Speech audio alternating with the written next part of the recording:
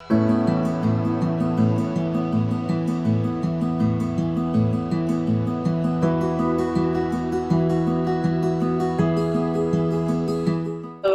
lot of my more recent work, actually a lot of my work in general has been of myself, looking at old pictures of myself, exploring like a high school yearbook picture, all those kind of things. I'm not quite sure exactly how old I was. It looks like I was maybe 6 or 7, maybe, a school photo, and it really struck me as to the innocence of the photo. I got some stock images of bananas because, well, they're fairly phallic, and also it's a fruit, which is another term for a queer person.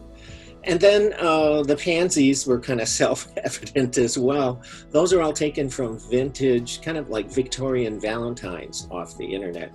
So I collaged everything in Photoshop and I sent it off to get printed on fabric. I put a lot of myself into my work, literally with all the handwork as well as images of myself as well. I do love the vintage look. I love collecting vintage things. I have a collection of vintage embroideries, vintage quilt blocks. That kind of came into it. I wanted to use kind of things, because the picture was taken in the 50s, I wanted it not to be brand new. For me, it's the art has to say something and also be meaningful. It's not good enough for me to just be a pretty picture. I like more the pictorial quilts, again, that have a message. So I like things that blend text into things, or actually challenge a view, or say something to the viewer, kind of something that moves the viewer.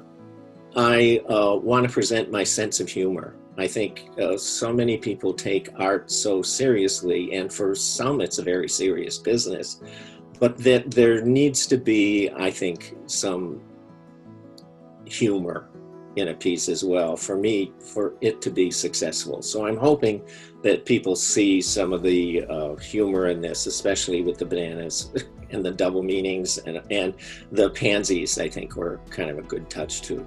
I wanted to emphasize that for me, it's the intent of the artist that's one of the most important things.